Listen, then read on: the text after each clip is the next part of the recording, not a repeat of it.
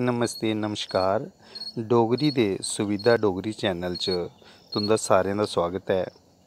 मैं मास्टर कालू राम तुंदा सारें दा स्वागत करना। अज्ज इस वीडियो च असें डोगरी है तां डोगरेआं उप्पर गल्ल कीती दी है। मित्रो, आखने च औंदा है हर माह्नू अपने घर च अपनी मां बोली जुबान बोलदा है। अपनी बोल चाल दे माध्यम कन्नै अपनी पन्छान दसदा है। अज अस लोग अपनी जुबान डोगरी गी लेइयै इस कोशिश च लग्गे दे न कि साढ़ी पन्छान बरकरार रवै ते अस जित्थे भी जाचै अपनी मां बोली जुबान दा इज्जत मान करचै। डोगरी च अज्ज दे बच्चे बोलना जां गल्ल करना शर्म समझदे न, कि के अज्ज बच्चे दे माता पिता शायद पढ़ी लिखी गेदे न जां समझदार होए दे, पर सोचने आह्ली गल्ल एह् है कि साढ़ी पन्छान ते साढ़ी मां बोली डोगरी कशा गै लभदी है।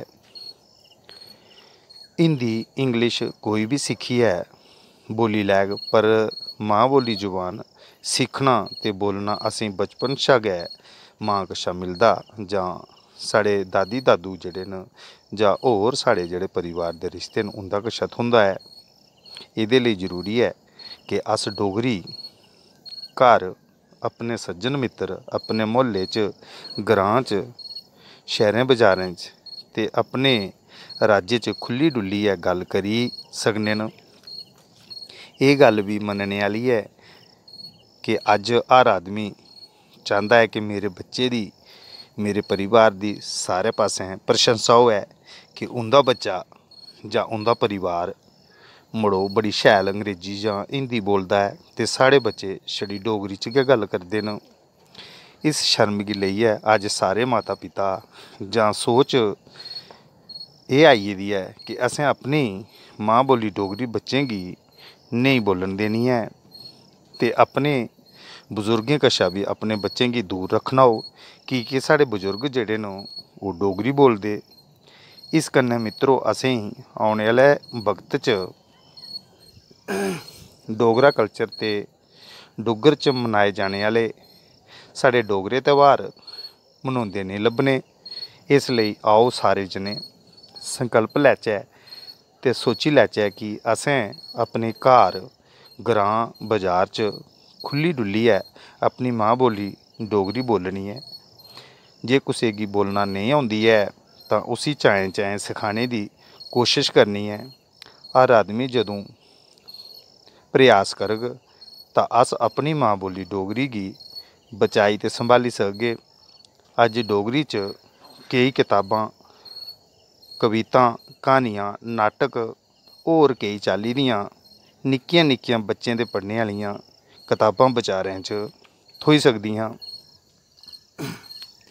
स्कूलें च पैह्ली जमाता कशा लेइयै अगलियां सारियां जमातें डोगरी दियां कताबां बच्चें पढ़ने लेई लाइयां गेदियां न।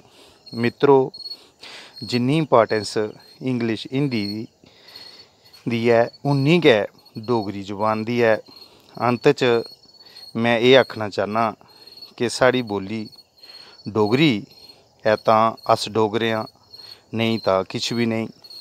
असें सारें जनें एह् प्रयास करना होग कि अपनी मां बोली डोगरी गी हर पासै ते जिन्नी इज्जत होई सकदी है ओह् देनी होग, और एह्दी शुरुआत जेह्ड़ी है अपने घरै कशा करनी होग। बच्चें कोल बैठियै ते बच्चें बी अपने डोगरी कल्चर ते डोगरी बोल चाल दे बारै दस्सना होग, कि एह्दी पन्छान करवाना साढ़ा गै फर्ज बनदा है।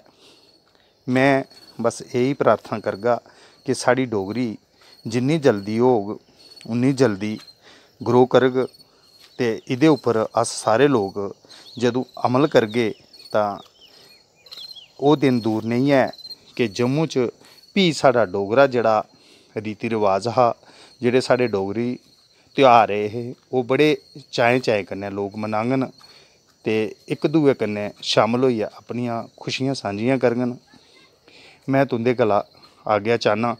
मिगी उम्मीद रौह्ग एह् वीडियो डोगरी उप्पर कीती गेदी चर्चा तुसी चंगी लगग ते इसी प्लीज़ शेयर ते सब्सक्राइब करेओ तां कि सारे जने गी एह् मैसेज जाए कि असें डोगरी बोलनी है ते डोगरी च गै गल्लबात करियै अपने इस डोगरे कल्चर गी वापस लेआना है। जय हिंद जय भारत।